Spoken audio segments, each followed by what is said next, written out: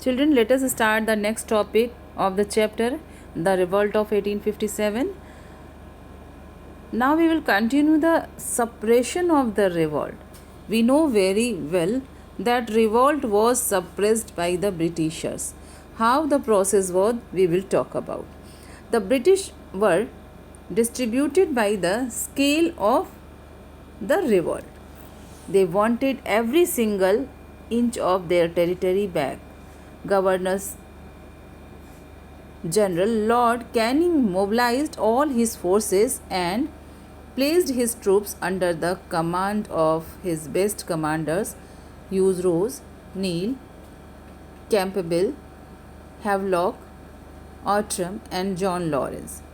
They massacred people and burned down villages. यानी क्या किया, बुरी तरह से उन्होंने इस रिवॉल्ट को कुचल दिया.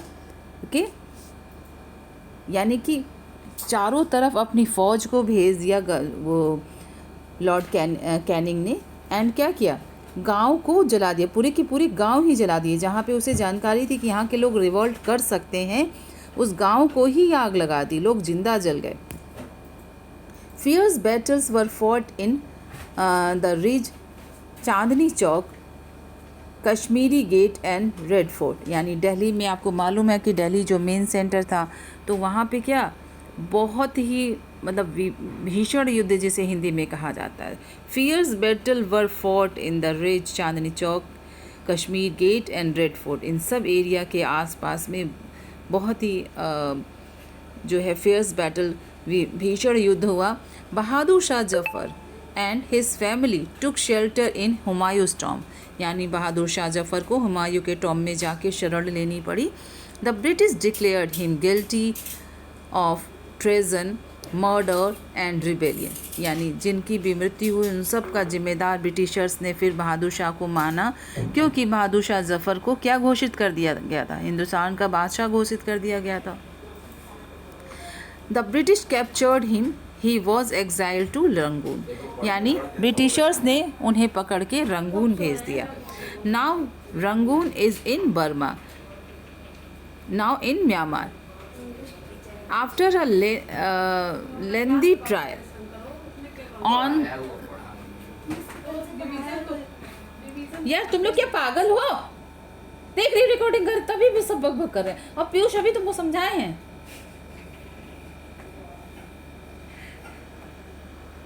बर्दाश्त करें तभी भी दो आगे आगे आगे continue.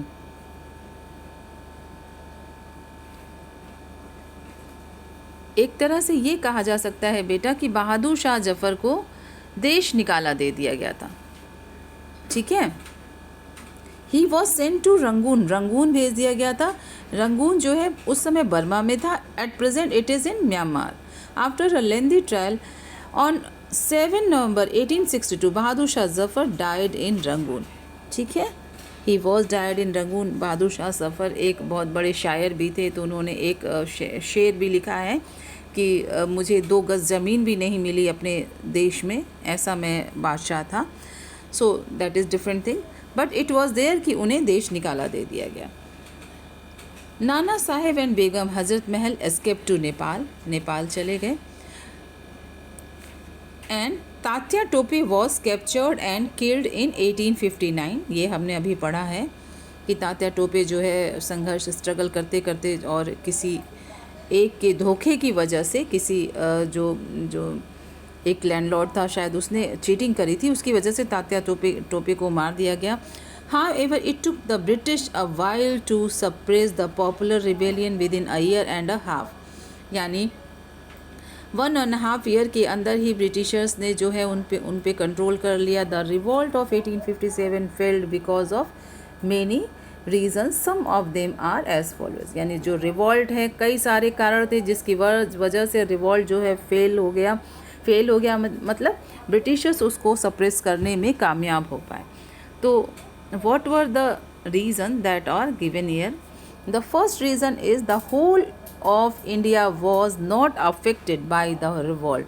Rajasthan, Assam, Orissa, Bengal, greater part of Punjab and South India remained more or less unaffected. यानी ये जो एरियाज़ हैं वहाँ बहुत ही कम प्रभाव था. आपने मेन कहाँ पे पढ़ा था? दिल्ली में, उत्तर प्रदेश में, है ना? तो बट ये जो एरिया थे ये सारे अभी उतने प्रभाव में नहीं थे। अगर सारी जगह एक साथ रिवॉल्ट हुआ होता तो शायद हमारा देश उसी समय आज़ाद हो गया होता।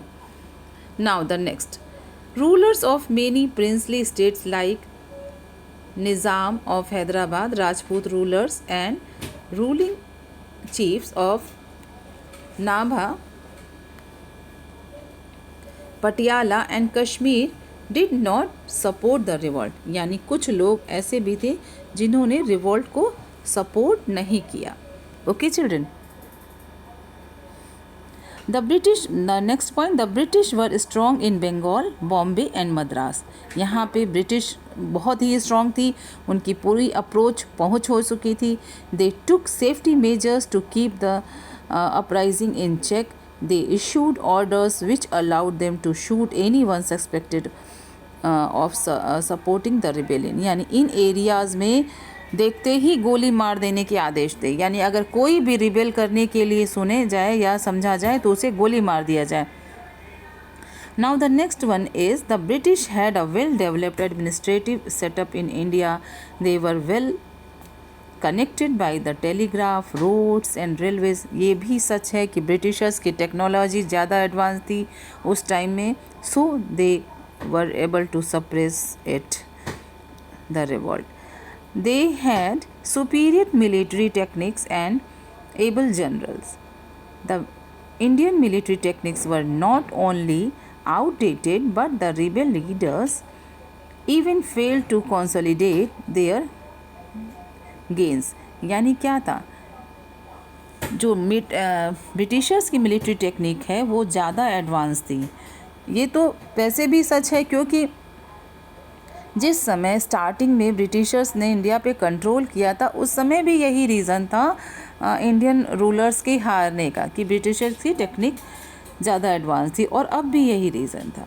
एंड उनका, और जो हमारे इंडियन से उनकी जो टेक्निक थी आउटडेटेड, पुरानी हो चुकी थी, और इसी वजह से जो रिबेल के जो लीडर्स थे वो अपना जो फ़ायदा है उठाने में नाकामयाब रहे। The rebel leaders also lacked a centralize leadership and mass appeal. ये तो है, तभी तो इसी वजह से तो सबका पार्टिसिपेशन नहीं हो पाया। यानी कि इस रिबेल में ज़्यादा से ज़्यादा लोगों का पार्टिसिपेशन जो होना चाहिए था वो नहीं हो पाया। Most revolts were restricted to small areas and leaders fought to liberate their own territories. यानी ज़्यादा जो रिबेल है वो क्या थे, स्मॉल एरिया में ही सेंटर्ड थे, कम ही जगह पे, और लोगों का भी उद्देश्य क्या था कि हम अपने एरिया को जो है लिबरेट यानी आज़ादी दिला पाएँ। होल कंट्री के लिए ये नहीं हो पाया था, कहीं ना कहीं ये लैक रह गया था। The revolt was not supported by newly educated Indians. जो एजुकेटेड इंडियंस थे उन्होंने इस रिवोल्ट को सपोर्ट नहीं किया था। They thought that the British rule was necessary for Indians' modernization and development. यानी इंडियंस का एक ग्रुप ऐसा भी था जो ये सोचता था कि इंडियन को मॉडर्न मतलब डेवलप करने के लिए ब्रिटिशर्स के सपोर्ट की ज़रूरत है। So one group was also there, so they have not supported to rebel leaders. These were the reasons for what? For failure of the revolt or suppression of the revolt by Britishers. So children, again you can watch the video and you have to read the chapter also again for better understanding. So read it, and if any doubt, any query, you can ask me. Thank you children.